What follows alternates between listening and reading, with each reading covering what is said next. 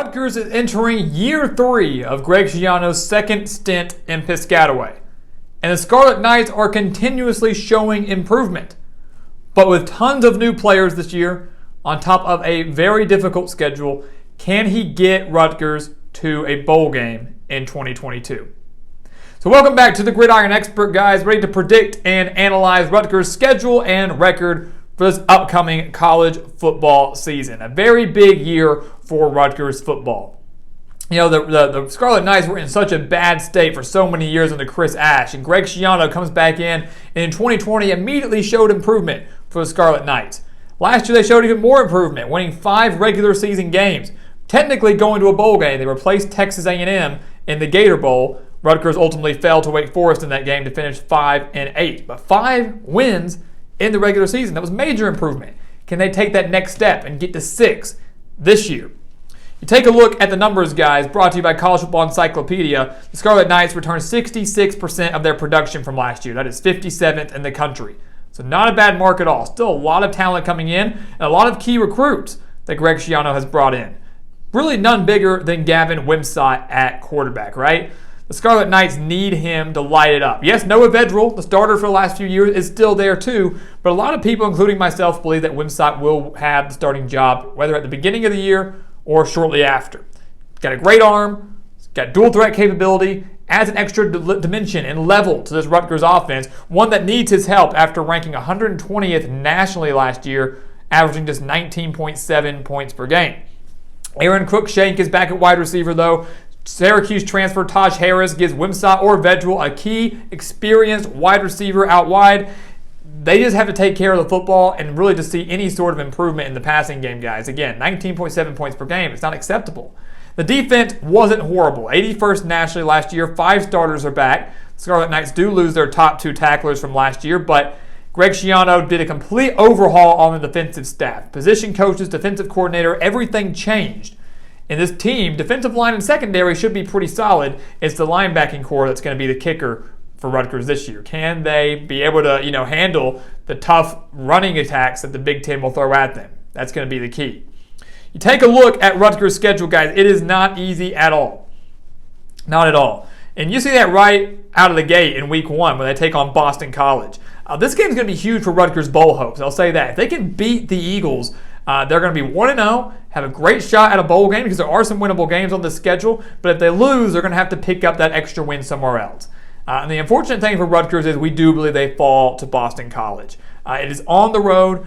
Boston College has a healthy Phil Jurkovec back at quarterback. Zay Flowers, one of the top wide receivers in the ACC. And the bigger number that I'm looking at more than anything else is that Boston College last year ranked 3rd nationally against the pass. And for me, that doesn't bode well for a new quarterback in Gavin Wimsatt. If he, in fact, is the starter in week 1, facing off against the 3rd-ranked passing defense from a year ago, it's not ideal. Top of Boston College having home field advantage and the key offensive advantage, I got to give the edge to the Eagles here. Rutgers drops to 0-1. They do win their next 2 games, though, over Wagner and Temple. They beat Temple 61-14 last year. Even though it's on the road, it shouldn't be an issue. So 2-1 for the Scarlet Knights heading into conference play. And they kick that off with Iowa. They kick it off with Iowa in Piscataway. And I'm going to tell you right now, we're calling an upset. I'm going to give Rutgers the win over Iowa. And go ahead, berate me in the comments, kill me in the comments. I'm sure Iowa fans will do more when we do their video. But here's the way I see it, guys. If you remember last year, Rutgers, early in the year, first Big Ten game of the year, right, went into Ann Arbor against Michigan, an eventual playoff team, and only fell to Michigan 20-13. They hung with the Wolverines. Could have won that game against the Wolverines in Ann Arbor. To me, at this point in the year, Iowa and Michigan are very similar teams. A team that does not have a very good offense at all. Iowa does not. They were horrendous last year with Spencer Petras at quarterback, and guess what? He's back. And the defense, guys, is phenomenal, just like Michigan's was last year.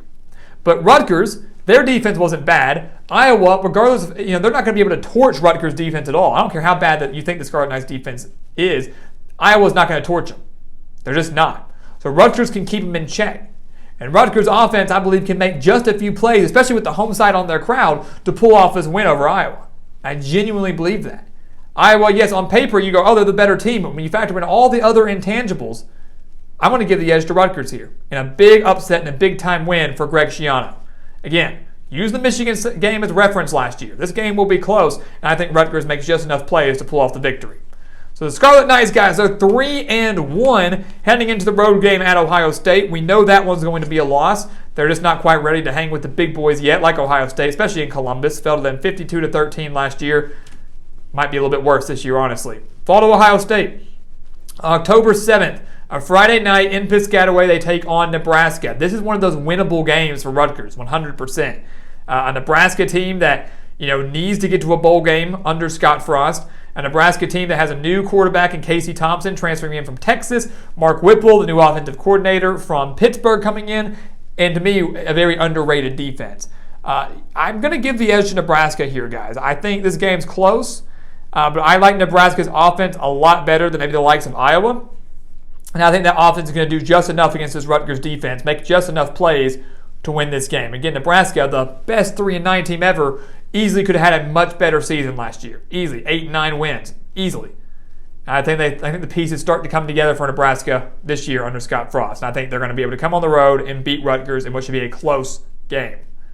So they fall to Nebraska. They're 3-3. Coming out of the bye, we think they go back above 500 and take down Indiana. They beat the Hoosiers 38-3 last year on the road. And now they get to host the Hoosiers, who again went 2-10 last year, are dealing with about 1 million transfers on both sides of the ball, aren't going to be much of anything special in 2022. I think it's a little bit closer than a 35-point game, but Rutgers with home field advantage and the week of rest should beat Indiana, and now they're 4-3 heading into their last 5 games. The problem is, when you look at these last 5 games, they are extremely difficult. We'll start really quickly. At Minnesota, a road game against a defense that was ranked in the top 10 last year. Again, you could make the same case with Iowa. Iowa had a phenomenal defense. But I think Minnesota's offense is better than Iowa's, and they're going to work it out with their new offensive coordinator and Kirk Chiraka returning. Remember last year, 2019, he led Minnesota to 11 victories as their offensive coordinator.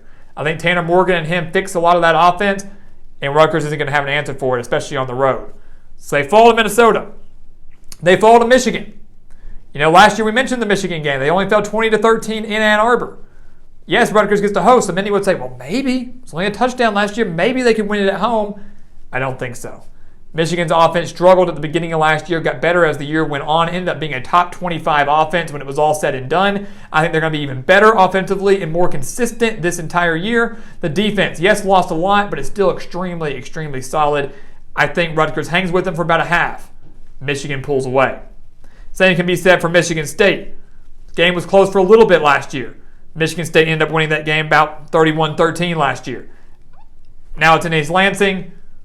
I don't think Gavin Wimsaw or Noah Vedra is going to have enough to exploit that pitiful Michigan State defense. They couldn't do it last year. I don't think they're going to be able to do it again this year. Again, in East Lansing, they fall. They fall to Penn State. They lost to Penn State 28-0 last year. And yes, it is senior night for the Scarlet Knights. Yes, Penn State isn't what they used to be, but the Nittany Lions still have a very stingy defense across all 3 levels. And I believe that Sean Clifford and this offense, as mediocre and kind of bad as they were last year, get better with each passing week. And they're going to have enough to beat Rutgers. But I will say the Scarlet Knights will score. And they'll score at least a few touchdowns in this game. And they close out the year, guys. They can't go bowling, regardless of what happens against Maryland. It wouldn't matter if they could, because they're going to fall to Maryland 40-16 last year in favor of the Terrapins. It won't be a 24-point loss this year, but it will be at least a 10-point loss. I will say that. The Terrapins offense, guys, simply is too good. It's senior night for them. The Terrapins could be fighting for their bowl lives in the season finale. Last year, both teams were. In Piscataway, the season finale, the winner went bowling, the loser stayed home. Maryland got the win. Rutgers, yes, went bowling anyways. But for that true 6-win mark, Maryland got it. And now it's on the road, and I just don't think Rutgers has improved that much to now go on the road, take down a Maryland team that beat them by 24. And again, that Maryland team offensively will be one of the best within the Big Ten. So with all that being said, guys, we have Rutgers going 4-8 in 2022. Is that exciting? No. Is that disappointing? Yes. But here's the thing. Greg Schiano, we knew this was going to be such a very big rebuilding job. Keep in mind, yes, Rutgers went bowling last year, but they didn't really. They didn't reach that 6-win mark. They were 5-7 and got invited because of the APR. Helped them out big time. Not taking that away from them. But they haven't reached that 6-win mark yet.